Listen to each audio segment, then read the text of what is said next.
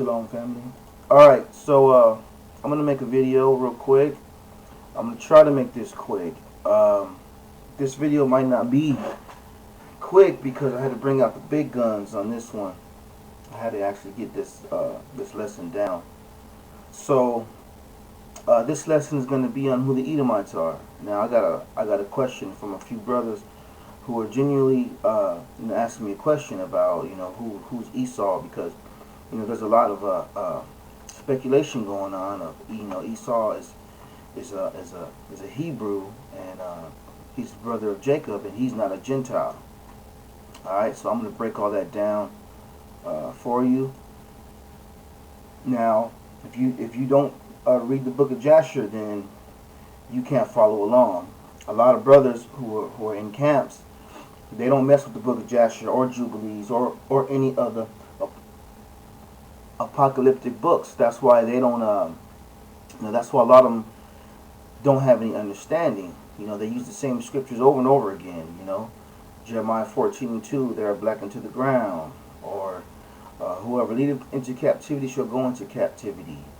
Or if you be killed with the sword, if you kill by the sword, you get killed with the sword.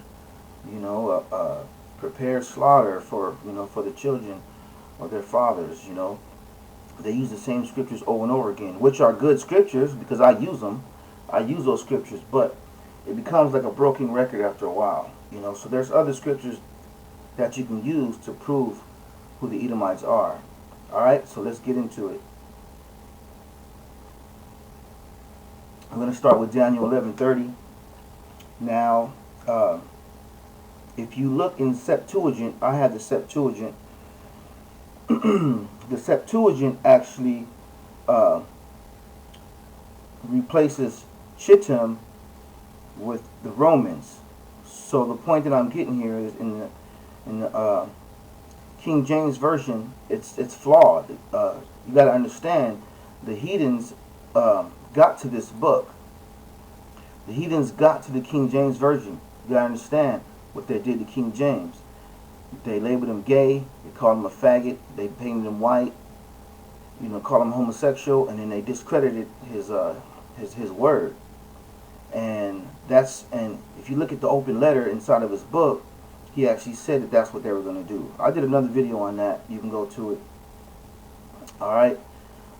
So the heathens got control over the King James Bible. All right. The King James Bible has a lot of flaws. Now, I use the King James version, but I use it with discernment because I know what they changed. Like, for example, if you go to Mark 16:2 of it, or 16:9, they changed the Sabbath day and they put it the day of the sun. All right, so that's sun worship that they put inside the King James Version Bible. So you got to know those things when you're using these books and know what they changed or what they didn't. You got to use discernment, and you can't just get it. You got to pray for it. The Most High will give it to you. All right.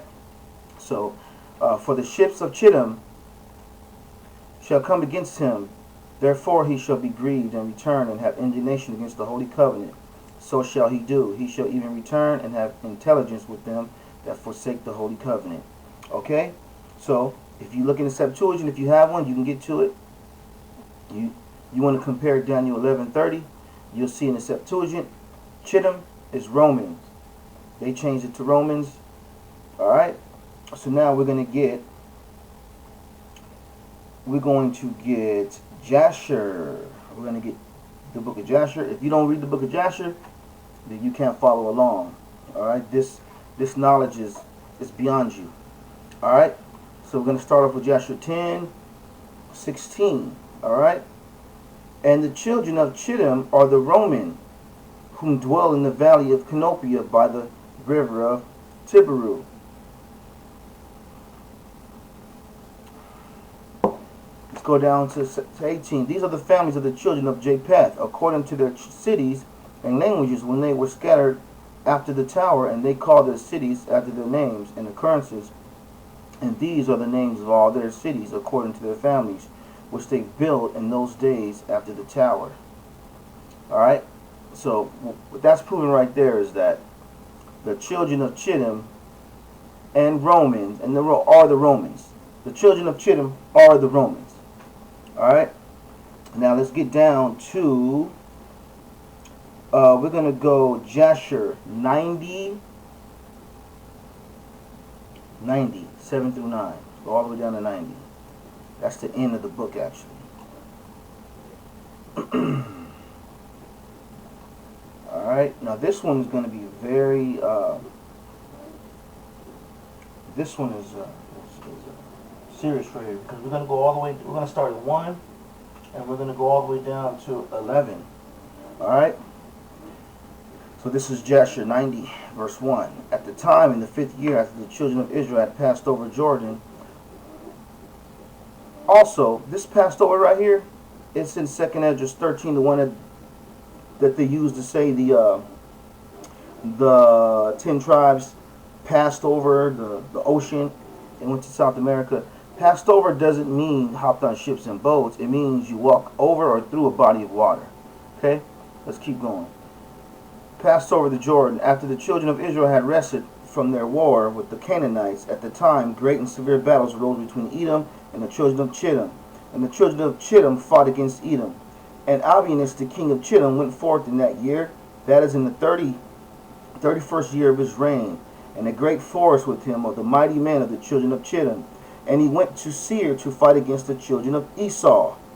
So, if you don't know about this, the Seers, the Horites, were goat people. I'll do another separate lesson on this one, because this one, a lot of people can't really understand this. But they mixed with Moab, and Esau mixed with these Horites, and now they have the serpent seed. That's how their skin became wax pale, because they mixed with the fallen angel's DNA. That's why they are the ones who have the Neanderthal gene in their bloodstream. Alright? Now you do research on that. Alright? Now, and he went to Seir to fight against the children of Esau. And Hadad, the king of Edom, heard of this report, and he went forth to meet him with a heavy people and a strong force, and engaged in battle with him in the field of Edom.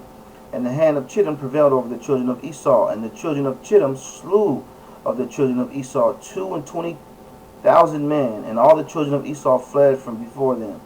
And the children of Chittim pursued them, and they reached Hadad, king of Edom, who was running before them, and they caught him alive, and brought him to Abianus, the king of Chittim.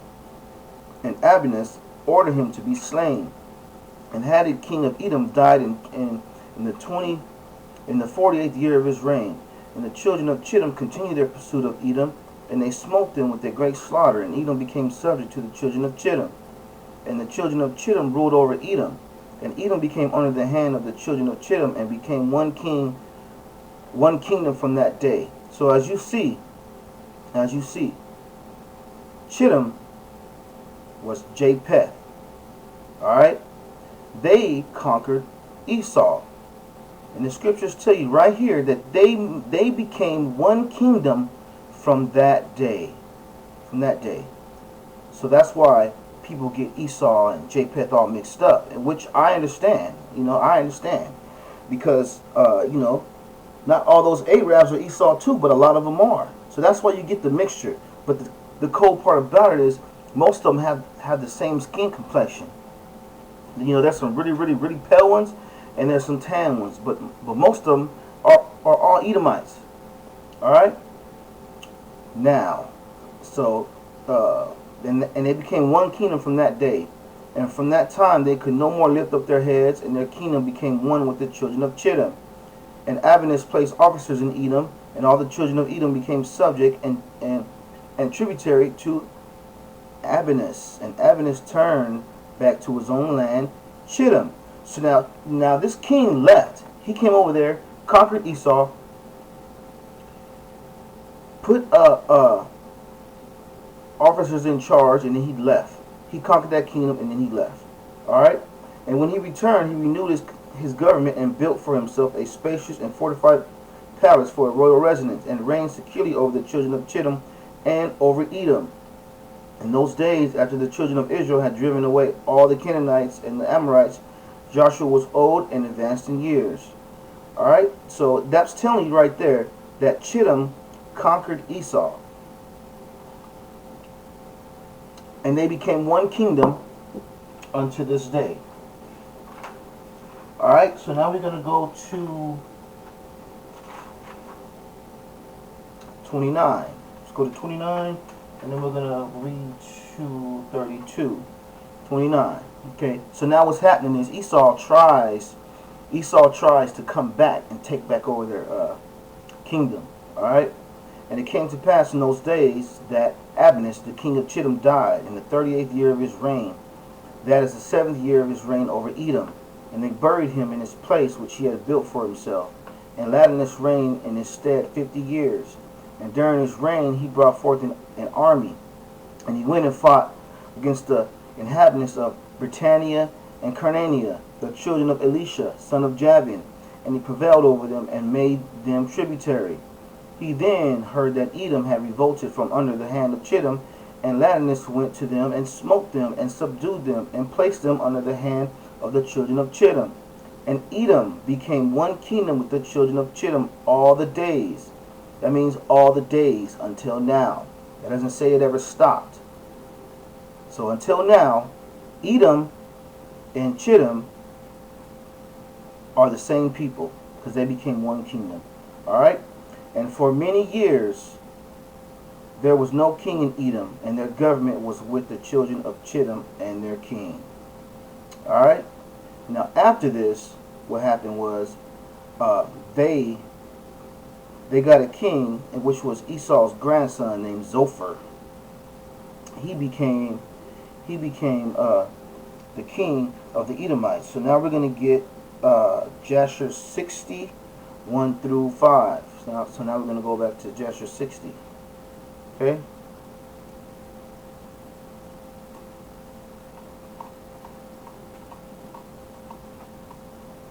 Now, if you follow along, you see where I'm going with this. Okay? Jasher 60, 1 through 5. And when the year came around, being the 72nd year from the Israelites going down to Egypt after the death of Joseph, Zepho, the son of Eliphaz, the son of Esau, fled from Egypt, he and his men, and they went away. And he came to Africa, which is Danaba, to Agenus, the king of Africa, and Ageus received with them great honor, and he made Zepho the captain of his host. And Zepho found favor in the sight of Ageus and in the sight of his people. And Zepho was captain of the host of Ageus, king of Africa, for many days. And Zepho enticed Ageus, king of Africa, to collect all his army to go and fight with the Egyptians and with the sons of Jacob. Now you know Esau conquered Egypt. That's why now today they're all white. They're all white people. Alright? And the sons of Jacob, and to avenge of them the cause of his brethren. But Ageus would not listen to Zepho to do this thing. For Ageus knew the strength of the sons of Jacob, and what they had done to his army, and their warfare with the children of Esau. And Zepho was in those days very great in the sight of Ageus, and in the sight of all his people, and continually enticed them to make war against Egypt. But they would not. And it came to pass in those days, there was in the land of Chittim a man in the city of Huzima, whose name was Uz, and he became generally defied by the children of Chittim. And the man died and had no son, only one daughter, whose name was Janiah. And the damsel was exceedingly beautiful, comely, intelligent. There was none seen unlike her for her beauty. And the people of Ageus, king of Africa, saw her, and they came praise unto him. And Ageus sent to the children of Chittim and requested to take her unto himself as a wife. And the people of Chittim consented to give her unto him for a wife. Alright, so as you see here now, Zepho now is gaining, he's gaining favor with this king. Alright, and that's Esau's grandson. Alright, now we're going to go down to 61:12. Alright, 61:12. Alright, and when Zepho the son of Eliphaz saw the Ageus despaired of going forth to battle with the Egyptians, Zepho fled from Ageus from Africa, and he went and came into Chittim. And all the people of Chittim received him with great honor. So here you go. Zepho now, Esau's grandson, fled into Chittim, which Chittim conquered Esau and became one with his people. And all the people of Chittim received him with great honor, and they hired him to fight their battles all the days. And Zepho became exceedingly rich in those days. And the troops of the king of Africa still spread themselves in those days. And the children of Chittim assembled and went to the Mount Kuptiza on account of the troops of Angeas, king of Africa, who were advancing upon them. And it was one day that Zepho lost a younger heifer, and he went to seek it, and heard in lowing round about the mountain.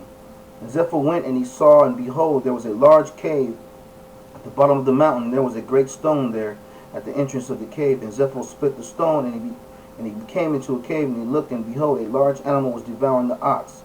From the middle upward it resembled a man, and from the middle of the downward it resembled an animal.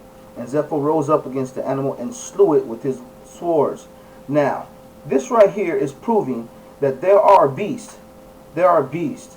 There are half man, half beast. Let's see what this beast looked like. They said it looked like the middle upward it resembled a man, and from the middle downward it resembled an animal. All right, so that's proving that in those days there were half creatures. And a lot of them were serpent seeds. They were descendants of the fallen angels mixing with humans. All right, so as you see right here, Zepho now, they hired Zepho to become the king of Chittim.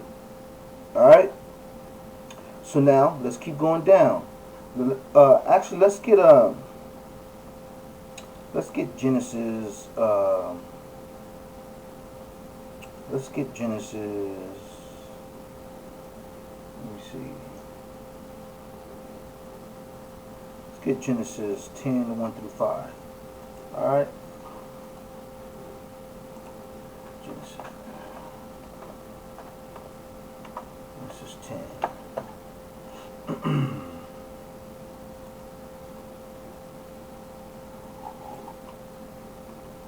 Alright.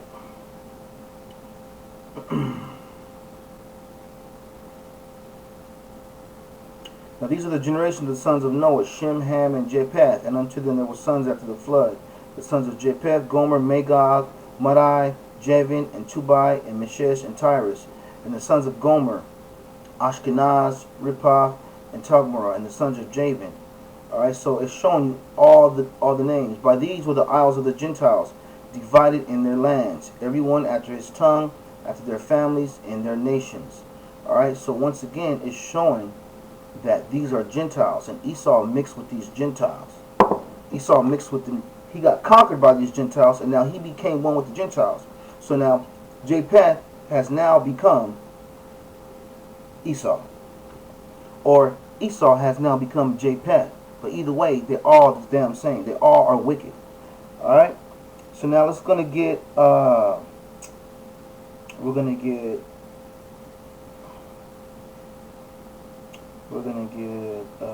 me see.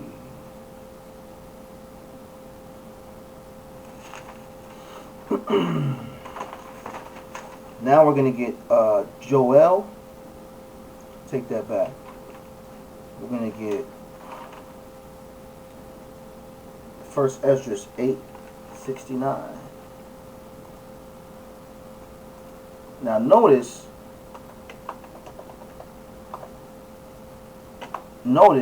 I'm not using, so far, well, I just use Genesis, but I'm mainly not, using the books that they banned from the scriptures,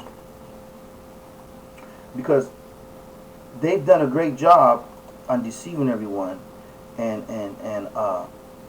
hiding who Esau actually is. But now the Most High has made Esau bare. You cannot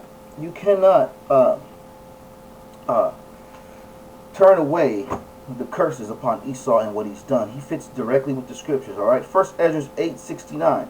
The nation of Israel, the princes, the priests, and the Levites have not put away from them the strange people of the land, nor the pollutions of the Gentiles, to wit. Now he says the Gentiles. See that? The pollutions of the Gentiles, to wit, of the Canaanites, the Hittites, the Perizzites, the Jebusites, and the Moabites, Egyptians, and the Edomites. So right here, they are showing the Edomites are Gentiles. Alright? Now, I'm going to show you something else. A lot of people don't really understand this type of stuff. So now we're gonna get. Actually, there's a book called The Words of Seer. Let me see if I can get it. They took this book out too. Words of Seer. Words of God the Seer. Let me see. Let's see if I can get it. I got the book, but this is a really, really detrimental book to Esau. So they've done a really good job in trying to hide this book. Alright, so it just comes up on Amazon. Alright, so I'm going to read it for you. I'm going to get it. Okay? I'm going to get it.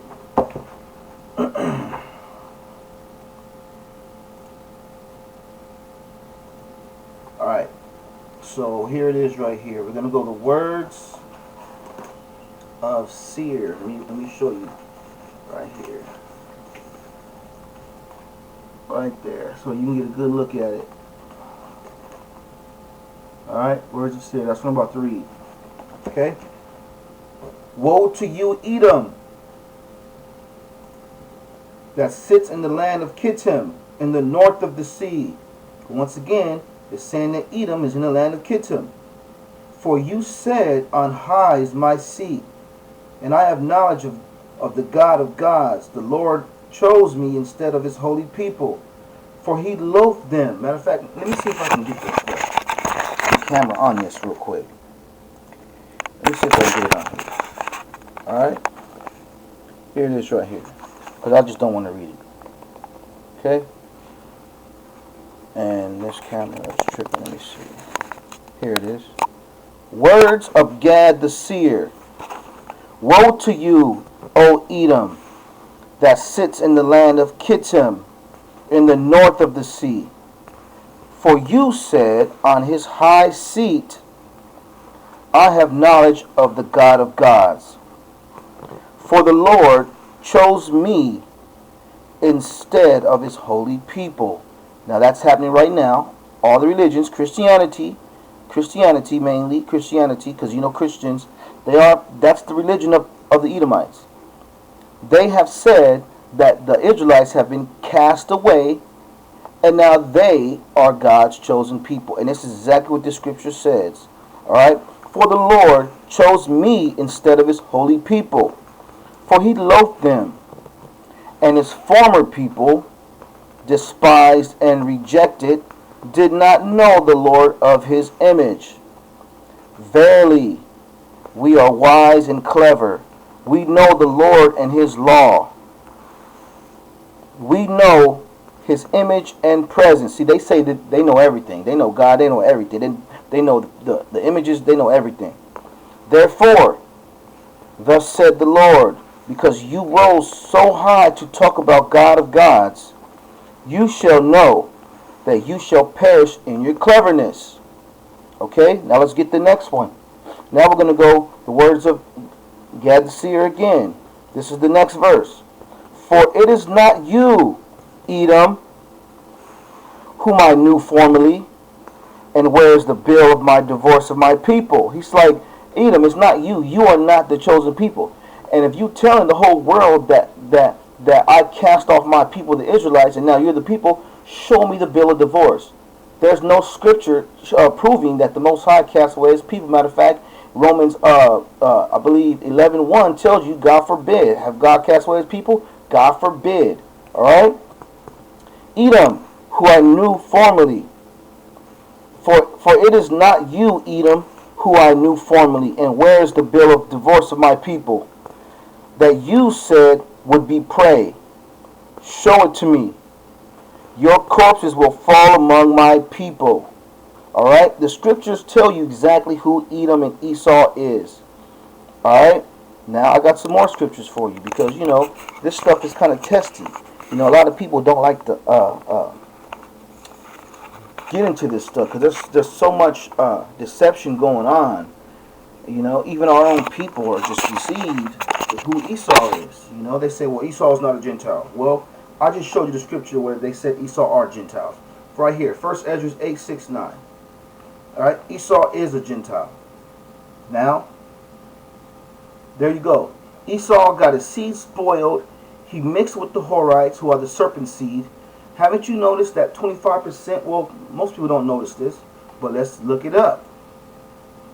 25% of Edomites are born with tails, and they grow horns. Esau and Moab, these Asians and these Edomites, they all grow tails and horns. You know why? Because they were up in Mount Seir having sex with the Horites, the serpent seed. Their grandfather was Azazel. All right, from the flood, the fallen angels. All right, let me see. Let's get this for you real quick.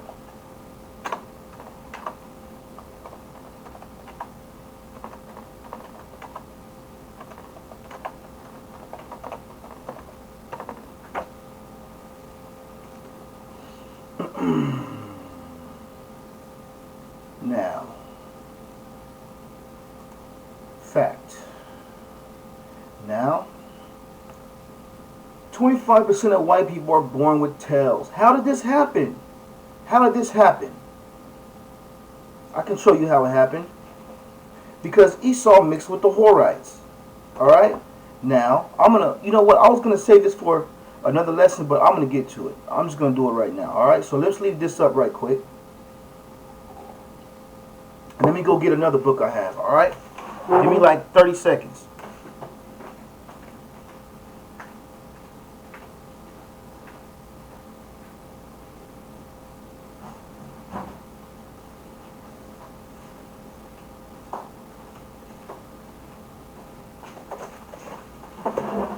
Alright, here we go. Now, this is what we're going to do here. This is what we're going to do. I'm about to pull out some fire for you. Alright, that nobody don't pull out. I've heard one brother talk about this stuff, and that's it. Everybody else, they scared. They don't want to talk about none of this stuff, so we're going to get it. Alright, so I'm gonna drop a document real quick, see if you guys can understand it. Alright, let's get to it.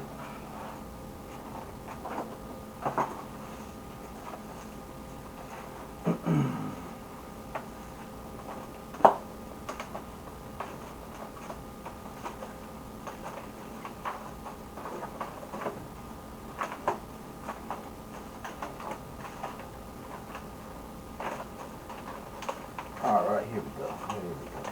Here we go. Alright. Watch this. We're going to come here. We're going to scan this document right quick.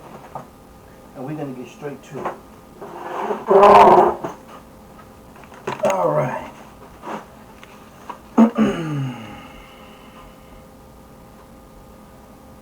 Put this back up. Alright, so if you see this here, 25% of white people are born with tails. Alright, so you can see that yourself. Alright, so now I'm about to scan this document real quick. We're going to go to Photoshop right quick. Let me see.